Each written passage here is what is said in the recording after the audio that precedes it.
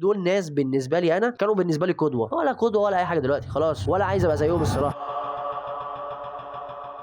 والله العظيم بجد انا مش عارف اقول ايه ولا ايه، لان اللي انا شفته دلوقتي ده حاجه قمه عدم الضمير. ده اللي انا اقدر اقوله. لما انت تلاقي سبونسر تمام للموبايل عادي جدا ومفيش مشكله، وده حق وده طبيعي جدا ان انت تلاقي فيه سبونسر لموبايلات لينا احنا كمان عامه، ده حاجه كويسه جدا. الواحد كان دايما بيحس ان الناس اللي هم عندهم سبونسر دول اللي هو انت اكيد بتطبل للشركه، بس مش للدرجه دي زي اللي انا شفته دلوقتي. يعني اللي انا شفته دلوقتي ده حاجه مختلفه تماما تماما تماما عن اللي هو احنا بنيجي نقول تطبيل. ده مش تطبيل بقى، عارف انت، حاجه اقوى من كده، بس مش عايز اقول يعني عشان الفيديو يكمل. في شركه ما هقول اسمها كده كده نزلت موبايلين. حلو، الموبايلين دول هم على الله ان شاء الله، بس الفكره كلها هم اختاروا ناس من الناس اللي بيعملوا كونتنت في السوشيال ميديا. اتنين منهم او مش اتنين، هم في منهم كتير بتوع كونتنت التقني اللي هو بمراجعه التقنيه، اللي هو ده الشغل بتاعهم. وفي منهم تانيين لا يفقهوا شيء على التقنيه لان هم ليهم محتوى اخر. ايه المشكله هنا؟ المشكله مش في اي حاجه خالص طبعا، ده عادي جدا يعني. عادي انت بتجيب مثلا ويجز يقعد يعمل لك اعلانات لسامسونج، وهو اكيد طبعا هو محتواه اغاني ملوش دعوه بالمحتوى التقني، بس ده طبيعي يعني عادي جدا.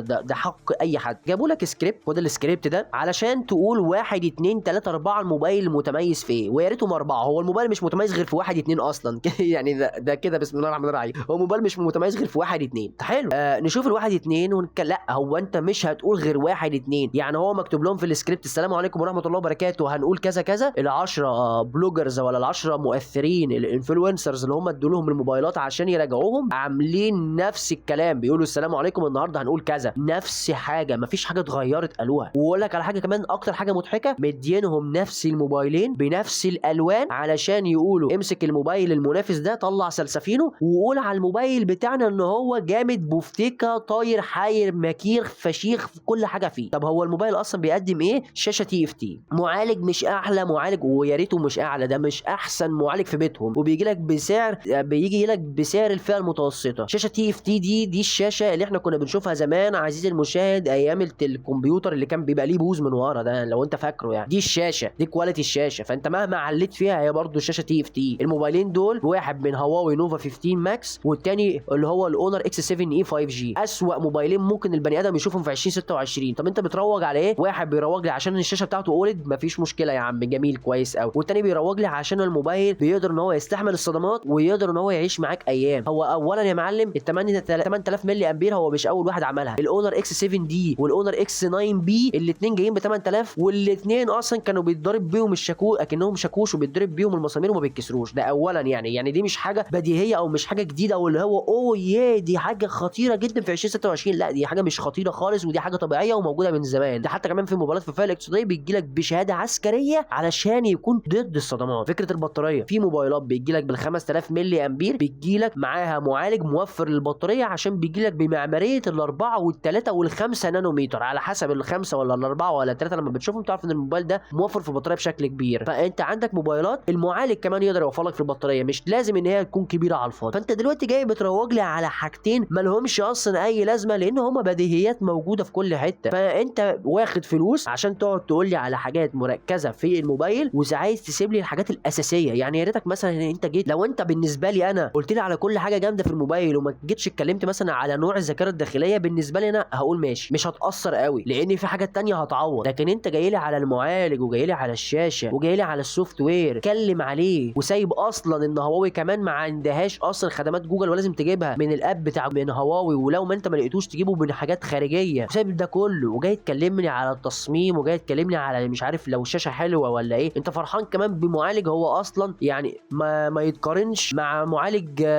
في الفئه الاقتصاديه، فجاي تكلمني على ايه؟ كل الموضوع بس ان انا لما اشوف الاعلانات دي انا اتضايقت جدا لان ما ينفعش اللي احنا نوصل بالمهزله دي ونسيبهم ان هم ماشيين على هواهم كده. لا ما ينفعش. انا دول ناس بالنسبه لي انا كانوا بالنسبه لي قدوه، ولا قدوه ولا اي حاجه دلوقتي خلاص، ولا عايز ابقى زيهم الصراحه. انا عايز ابقى زي نفسي، عايز ابقى زي الناس المحترمه اللي بتقعد تعمل مراجعات محترمه والناس تقول لك بارك الله فيك. فعشان كده انا عايز اقول لكم اللي انتوا لما تلاقوا بعد كده اي سبونسر حتى لو مني، خد الموبايل اسمع شوف الاسم بتاعه وفين له امه، شوف هل هو بيقول لك بما يرضي الله ولا مش بما يرضي الله، علشان اللي بيحصل دي مهزله، هو كده بيلعب على عقلك، بيقول لك باشا انا كده كده هقول اي كلمتين وانت هتقول لي الله يا فنان، الله يا الله عليك يخرب بيت جمدانك وايه الجمدان اللي انت فيه ده وخلاص، بس كده ده اللي انت هتقعد تقوله له. لا احنا مش عايزين نقول كده، احنا عايزين نعرفه ان انت عامل فيها اللي انت فيها وانت ولا تفهم فيها اصلا. بس ده الموضوع كله، وشكرا جدا، واتمنى ان انتوا تكونوا فهمتوا الموضوع، واشوفكم في فيديوهات تانية كتير.